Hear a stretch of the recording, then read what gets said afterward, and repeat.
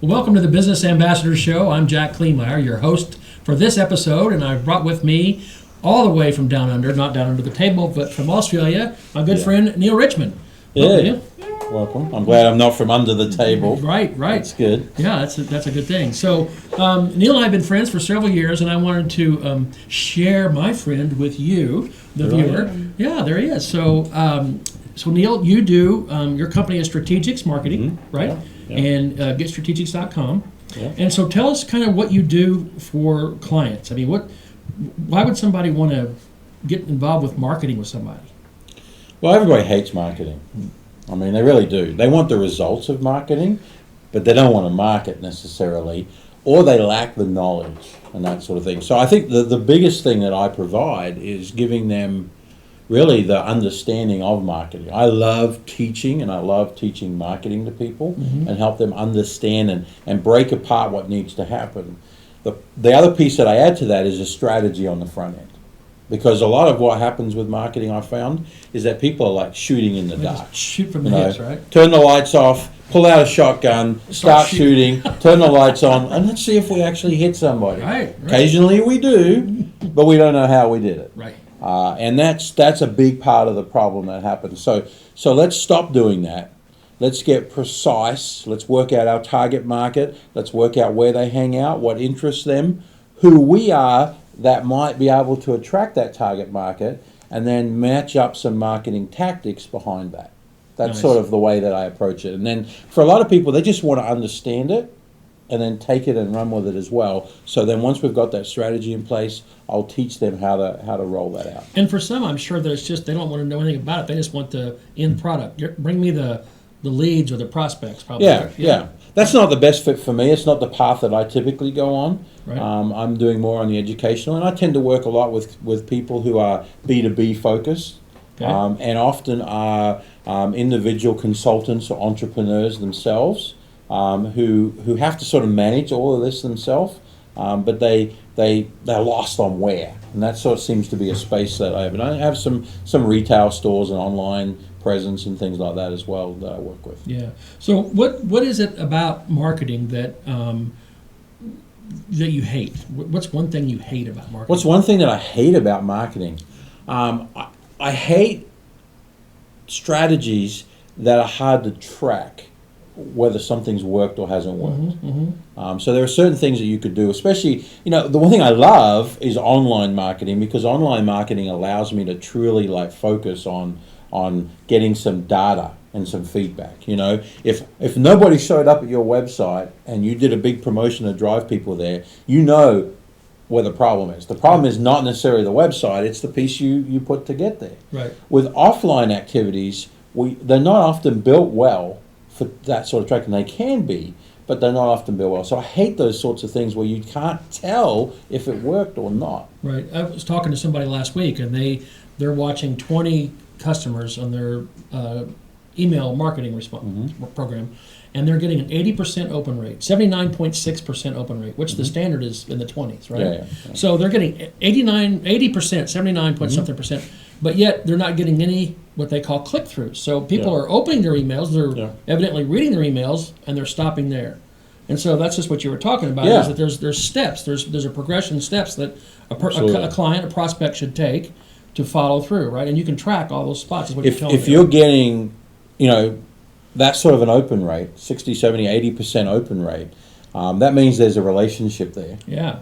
But that means that typically the content then is missing or lacking, the call to action's wrong, the message, it may be a mismessage to that audience and that sort of thing. So then if you work on tweaking that, then you start to see the next stage of that improve. Then you can keep on going down the line. But that's a lot of what I do. I love to dig in and work out what's going on there, and then come back with a better way, like a suggested remedy or something like that. Yeah, because nobody really cares about that process. Nobody really cares about all that detail. All they want is something to come out the other end that writes checks or gives a credit card. Crank it through. That's exactly right. So it's making sure that happens. Okay. That really is the key to marketing. Well, if you were going to give our viewers one or two simple little tips, we're here in the middle of the show. Yeah. What are a couple little tips that you could say go do these two things for better results Yeah. or something. Can you Well, share something? Yeah, number one is absolutely get clear on who your ideal client is. Get really clear. I mean, I love the model to where you get so clear. You could have a cardboard cutout sitting in your office that is the person that you are targeting for your business or your marketing campaign. And let me And interrupt no. you. But that means when you have that cardboard cutout, that cardboard cutout represents an audience. Yeah. But they all have these things in common. Which They have makes all them these things personal. in common, and when we know they have all these things in common, we can do a much better job of speaking to them and finding out what's going on so much more. Yeah. Then the second thing would be make sure you focus on your website at the heart of everything you do. People are going to go there anyway, so make sure it represents you well. That's a key component in all of that. So your web presence needs to replicate who you are, what you do, your personality, what you're about. Is that right? And first and foremost, when I first arrive, can I tell in the first few seconds that you have the answer to the pain that I am dealing with? Okay. I came there for a reason. I did a Google search. I found your site on the list. I clicked on it. If when you go there on the next little step, they cannot see that you answer it. So what I see often is, well, I'm going to have one website and I'm going to cover everything I do on that one website. Right. But if I painting- have problem from painting A, houses to fixing cars. yeah, you know, if I have problem A and all I see is problem B and C being talked about, I'm out. Right. I'm out, and I may never come back again because of that. So having lots of smaller websites is a much better strategy from that perspective than having a one catch-all website or having a catch-all website and then having other ones that come off of that. But the key is to be very targeted with it, because people are going to go find out. They're going to find out who you are, what you do, all those sorts of things you said, and then you've got to be able to take them and get them into your world. Can you offer them something on that site that is so tempting to them, so interesting to them, that they will give you their info? So, like perhaps a free download, or an audio, or a video, or a small or class, an email course, a little email course, or anything like that would attract them. And is that the thing you use to get rich on, that class, or do you give that away? I'd give that away. Absolutely. That's Yeah. blasphemy. Oh, I know. It's Why crazy would you stuff. give it away? Well, because people want, they're not going to fork over money necessarily unless they see a reason why. And part of that is that they know that what you have to say is valuable, it's useful, and that, you know, they'd be willing to pay you for more. And the reality is a lot of people get in and they don't give away hardly anything. And so the person on the other end is like, I'm not sure if they have a solution for me. Before I don't want to shell out any money. Yeah. Right? Yeah. So I'd rather tell them everything they need to know, but not tell them how you're going to fix it, and then that's what they buy. And that's It's a how to key fix piece. it. That's a key piece, is that you share the what, but you don't share the how. Yeah. And the how is what. That's where you make the money, is in the how piece. Yeah. And setting all that up. So whether it's what you do, you're telling us what, not telling us. You told us a little bit about how, which I get that. But then also that's a model for the listeners to replicate in their business as well, right? Every business can do that. Right. And I get pushed back a lot with business say, well, no, that wouldn't work for me. Now, if there are people breathing, which hopefully there are people breathing out there. There are people breathing who are searching for a company like yours as a solution, then this model works. And most all businesses have that type of clientele out there. Yeah, and there's an audience out there for whatever your business is. There's an audience out there for There it. is. And you just have to figure out, when you speak your product, your company language, who is it that's listening? Who does it resonate with? Mm-hmm. Who does it make sense with? Yeah. And then that's the audience that you want to start to attract. And I think one of the easiest ways to see that is to go to Facebook and pretend like you're buying an ad, because you can see every slice of human behavior and human involvement in anything you want to see, and narrow it down to 10 people if you want, or keep it 5 million people, whatever the case might be. And it is important. You know, you can look at that as a big picture number, but to get a narrow number is actually more advantageous to you. You said a key word there that I really want to hit on. Sure. It. You said attract. Right. Marketing typically has been seen as push at you, throw stuff at you, and hope something sticks. I much rather prefer to see a model that is content rich, that is solution rich, that attracts people to come to you and go, wow, I want to see more of this. So that makes me think of, in the summertime, the ice cream truck, that whatever that song is that they play, you can hear it for 2 miles. Yeah. And so the kids always hear, it's the ice cream man, it's the ice cream man, can we go get some ice cream? And it may be a half an hour before the ice cream man gets there. They're salivating. That's exactly like, right. Pavlov's dogs. Exactly, and that's what we want in our marketing, right? Exactly, and they're ready to go. He didn't have to go out and push out flyers. He didn't have to go do all this sort of stuff. He has an attraction marketing model versus this push and shove down the throat model. Awesome, great. Now, if somebody wants to get a hold of you, how do they get a hold of you, Neil? Yeah, getstrategics.com. I've got a great site with a lot of great content. You can learn a lot of stuff for free. Happy to share that with you. There's a newsletter that we add some extra value with, but getstrategics.com or info is right there on the screen. Great. How to get a hold of me. Yep. Thanks for being here. Appreciate it very much. Thank you. Thank Appreciate it. We'll be right back. Oh, we'll be right back after these messages.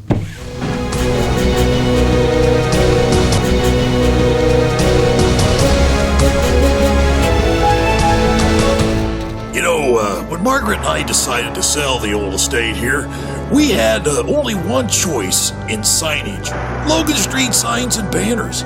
Conveniently not located on Logan Street anymore, but rather located on 10th Street on the south side of Noblesville. Well, we sold the old beauty, and we were able to buy this wonderful estate. And we had so much money left over, I was able to buy this beautiful 1968 Eldorado Cadillac for Margaret. Only 472,000 miles. Margaret loves it because it's got those big seats and that heavy-duty suspension to support her svelte frame. Next time you're looking for signs or banners, call old Jim at Logan Street Signs and Banners, 773-7200. Conveniently not located on Logan Street anymore. Everyone knows it's easy to find first-run movies in the big theaters. But where can you go to watch your favorite classic movies on the big screen for the perfect night out? Why rent a flick when you can rent the entire theater? Call today to reserve our 32-seat theater for your next event, or just stop by to see what's showing this weekend.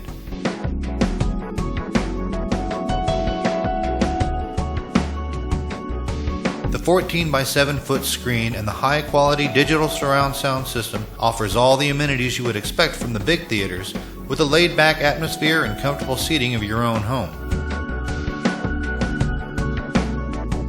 Wofford Theater at 1744 South 10th Street in Noblesville gives you the classic movies you want with a big theater experience.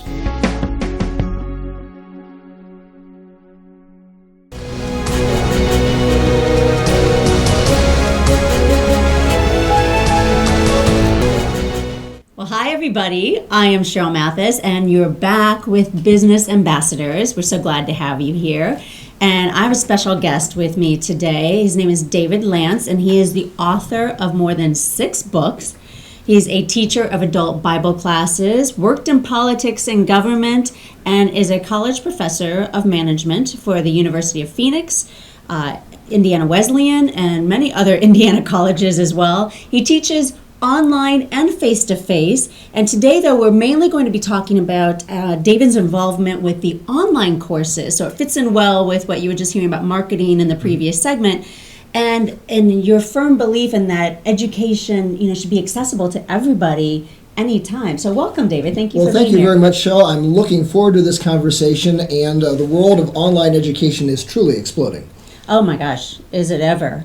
So I was looking at your website, and he has a couple of websites even too, generationselfemployed.zanier, you pronounce it, .com, and then also at your Wise Jargon. And you've not only taught one online course, you've taught several online courses. So how do you begin with something like that? And you even teach a class called How to Teach Online. Well, let me kind of give a kind of broad background view. I'm in my mid-50s. I've been on a high-tech journey to a LinkedIn world, is what I like to say. So back in the 90s, I wrote a novel. I taught myself how to make a website. Not very good. Don't hire me to do anybody's website. Hire O'Neill from but you were on the forefront of that. I mean, even early 90s to really think, hey, a website's the the way to go. But then you ask, how do I get this stuff out there? Yeah. Then the Kindle comes along from Amazon, Right. and you may not know this for those of you who don't read books in an online format, but you can put hyperlinks. You can put video into a Kindle book. Yeah, isn't and that so great? that's an exploding sort of thing.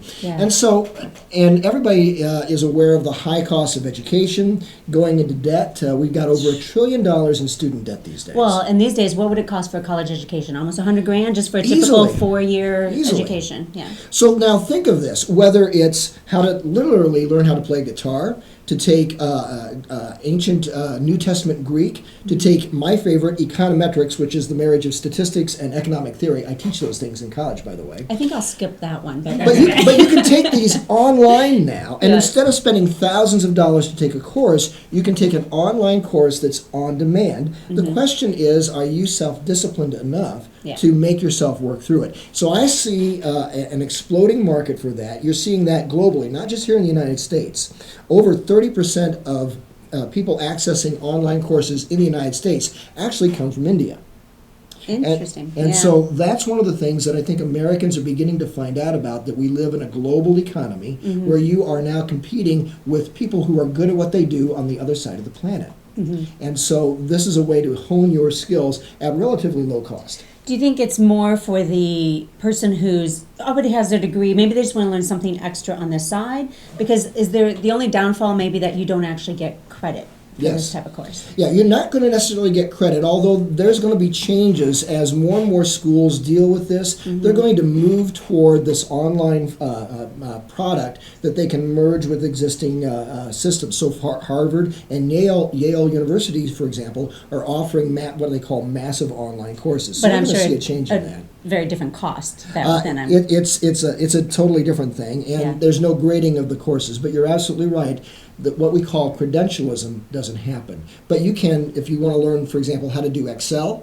or maybe you have something that you want to learn about how to design and use a website. Those sorts of things are out there. What I've done is I've created a course called How to Teach Online, because I recognize that there are many people that are like myself in their 40s or their 50s. They've taught face-to-face, but now how do I take that and teach well in an online classroom? So my course, How to Teach Online, helps somebody with that. Right, and that's where a lot of people are making a lot of money, or even some of those other classes, like you said. I mean, say for the administrative assistant, and it's a way for them to get extra training Sure. without having to pay a lot of money for it. Something you can still put on their resume, go out there and get that other job, that Yes. extra job.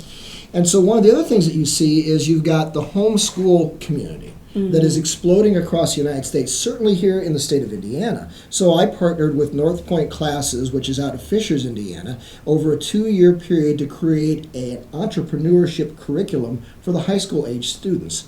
And so that's where the Generation Self-Employed situation came about, where I've got now online classes that you can take through my website.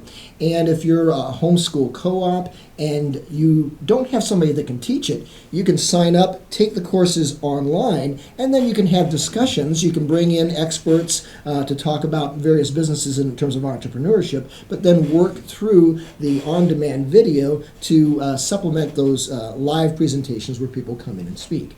So why are you so passionate about this? Seems like you really want people to be more educated. Well, my website is called wisejargon.com, and that comes from Proverbs 15:2, which says that the wise man makes knowledge acceptable. And so I'm a firm believer that there's a lot of issues that people have today, and they need information, and they need it in an honest and a truthful manner.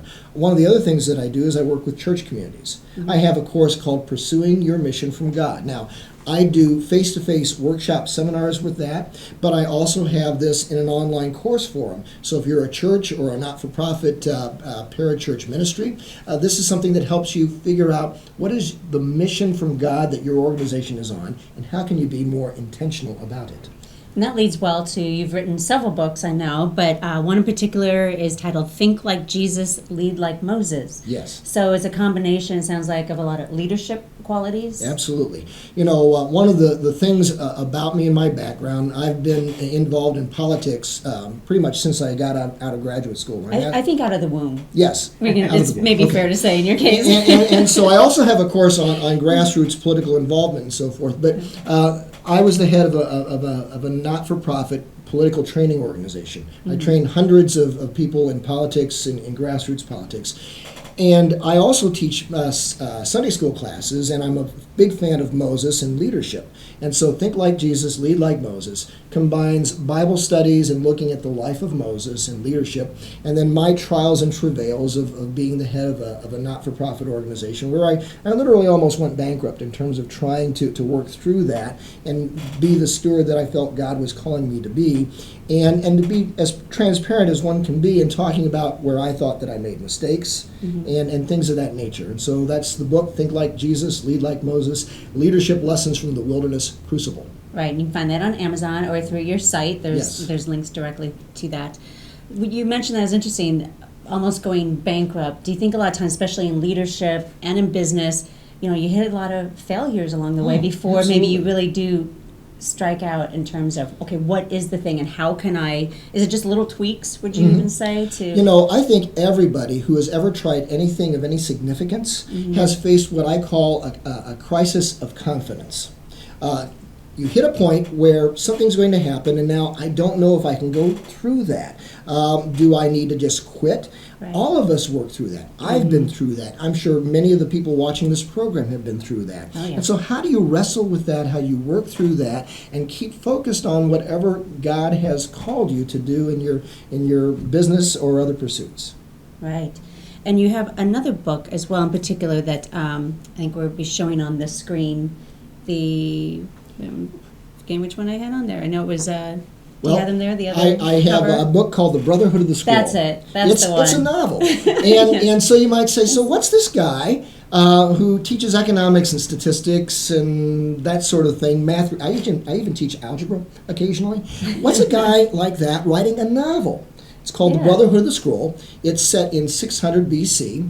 And think of the prophet Jeremiah and Daniel and Ezekiel. Jeremiah would have been in his early 40s. Daniel and Ezekiel would have been in their late teens. And so think of the 20th century where you've got the Soviet Union and you've got the United States. Well, back in 600 BC, the superpowers were Egypt and Babylon. Egypt was building a canal so they could move their navy from the Mediterranean down around and attack Babylon. Babylon invaded Egypt where that canal was being built. So as I thought about it, you've got lots of similarities between ancient Babylon, world superpowers, and today's. And so a homeschool parent encouraged me to create a curriculum based on that, so I call it Clash of the Superpowers, and I'm using that to market to various homeschool co-ops who want to teach history and international foreign policy and the Old Testament. Wow. Very in-depth. Very fascinating. Quite the fascinating man. Thank you, David Lance, for being with us today. And you can find out more about what all he does at wisejargon.com. And anything you have in particular coming up? I think you had something in November. I do have a November. I'm working with a church to do a weekend seminar based on my Pursuing Your Mission from God course. Great, great. Well, we'll be right back with more. So stay with us on Business Ambassadors.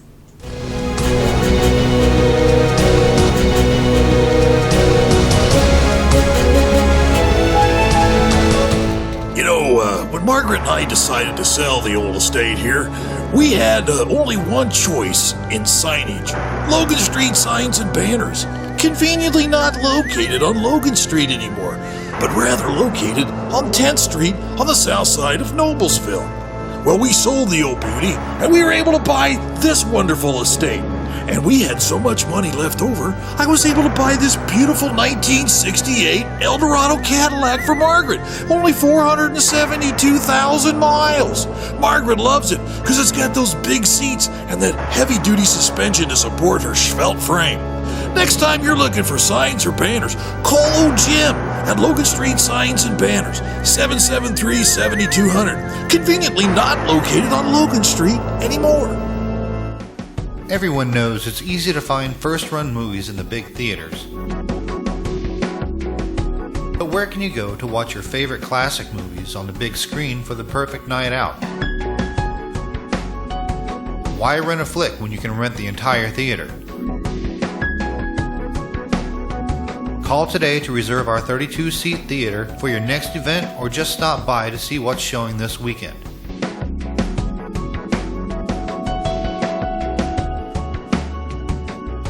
The 14 by 7 foot screen and the high quality digital surround sound system offers all the amenities you would expect from the big theaters, with a laid back atmosphere and comfortable seating of your own home.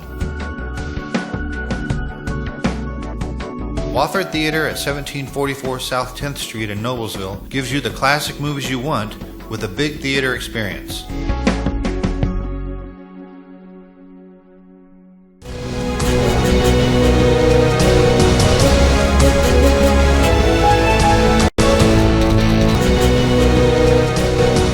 We're back. Yay! We're back with Business Ambassadors TV, and I'm here with Cheryl, and we had 2 great interviews today, did we Oh not? my gosh, yeah, fascinating. Wow. It's like we Let's planned do that. it. Yeah, high five. I know. Right. So we hope you all enjoyed those as much as we enjoyed watching each other do that. And if you didn't, then don't write. But if you did, leave us some. a comment. Let us know. Right. So, Cheryl, what do you have coming up? You've got some stuff coming up I pretty soon, do. right? So I have this organization called Successful Women Made Here. We meet monthly, usually the first Thursday of the month, so you can always find out what's coming up too with that. But I'm doing even a particular conference, Oh, a cool. little outside of that, but yeah, through it. I'll be one of the speakers at this, and it's called the Life Changing Conference for Women Who Mean Business. Yes, Nice. women who mean business. So it's Nice. an all-day event, 9 to 5, and it's going to be at the Waterfront Clarion Inn. And you can also see all this information at successfulwomenmadehere.com. So that's where you can get your tickets as well. But lots of speakers all day. I love these kind of conferences and Yeah, workshops where you right. can go a lot more in depth. But we do breakouts too, so that we can go a little deeper with the topics. And Great slate of speakers, too. Nice looking slate of speakers. yeah, they That's really very are. nice. Very nice. And when is that again? So it's October 29th Okay. from 9 to 5. That's a Thursday, so coming up in the next couple of weeks. Great. And then is there one other places besides Indianapolis area? She does them, this lady, Shelley Rice, she goes all around the country, and she puts on basically the same event, but local speakers that she brings Very in. nice. Yeah, so this is really just like a one-time-a-year event through Shelley, that the life-changing conference for women. And this is my second time that I'm so honored to get to be a part of it, and it's lots of fun, very inspiring. It's one of those very uplifting days. You walk out of there feeling empowered. Right. So, yeah, and, so and it's- with the to-do list, too, I'm sure, of things to change yeah. and implement and add and make better, right? Exactly, Right, yeah. So yeah. it's October 29th, 9 to 5, and Great. hope to see you there. You can get your ticket. It's only $20, and you get that ticket at successfulwomenmadehere.com. It's on the events page. And even with that $20 ticket, you get to bring a friend for free. Wow. So isn't that great? Bring a gal pal, get empowered that day. I would even wear a dress to go with somebody. So if you need a date, or you, although I'm happily married, I'm not saying that. I'm just saying I'd like to wear a go. dress. Yeah. You yeah. just want to wear the dress. and we were told no comments from over here, but we're still getting comments over that. I don't understand that. Anyway. Yeah. So So what's going on in your world? You have John Maxwell, a certified coach now. I do, and yeah, you have yeah. I just got an email today that I could register for one of your. Yes, I invited you to the Friday. There was a live broadcast. John Maxwell live to lead, and John Maxwell and Patrick Lencioni and 2 other speakers that I'm sorry I forget who they are, but we're re-showing that on the 22nd with Suzanne and David Limler on the east side at the National Guard Armory. Great. So I sent out invitations this morning to some friends, and Okay, I'm glad I'm catching you still on the replay. Yeah. yeah, right. So that's just going to be for about 200 people at that particular audience, and so that'll be really neat too. And then I've got mastermind groups forming, so I'm excited about that. And you can find out information on our website at gybcoaching.com. So how's it all going now, being a John Maxwell coach? I know you're a fabulous coach. You've been one for years, but now you're Thanks. tied in with all that. right, it's interesting. Like so many times we go to a conference or we meet a speaker, or we meet somebody, and they on the surface they seem, wow, this is going to be neat, right? And then we get let down somewhere. I don't know if you've ever experienced that. I know I have. Yeah. And so this has, every time that there's a chance to let the other coaches down, it steps it up. Every expectation I've ever had has been exceeded. I've never experienced a company or organization that takes care of us coaches, but also empowers us to take care of clients like the John Maxwell Company. It's amazing, and it causes me to raise my game. That's great. Yeah. So it's really, really good, and it's gotten me some attention and some. We just did a press release recently on that certification, and a lot of good things coming. So excited about it. Yeah. Great. Yeah. Well, gosh, we're almost out of time. We are almost out of time. So- So what's coming up next month? Do you have any idea who you're bringing next month for their Ambassadors Business TV? Business Ambassadors? No, but it'll be really good. Yeah, I wanted to ask her before she asked me. Because actually, next month I'm going to be bringing Chris Reed, who is the founder of Sparks and Sparks Tech. And if you don't know Chris, you'll be in for a treat with Chris. He's high energy. I got to put a bridle and a saddle on him to hold him down. Oh, yes. And so that'll be an exciting interview next month. And those are like TED Talks, but Right. here locally You might called mention Sparks it's Talk. a weekly show, but you rotate. Yeah, so so there are 6 of us hosts, right? Right, 6 of us now. And we rotate every week. The show airs, and we rotate through that. So there'll be 2 other people in this spot next week, and then 2 others, and then 2 others, and pretty soon Cheryl will be with somebody else, and then I'll be with somebody else. And so we'll look forward to seeing you, Kind of right? like that show, Flip Flop. Flip Flop. Yeah, hosts exactly. That's and guests, exactly but- right. Yeah, but it's always a variety of Yeah. subjects and people and topics. So, well, we thank you for joining us here on Business Ambassadors. Great to host with you, Jack. Likewise. You teach me a lot every time we're together. Thank you. Likewise. So we will catch you next time. Bye-bye.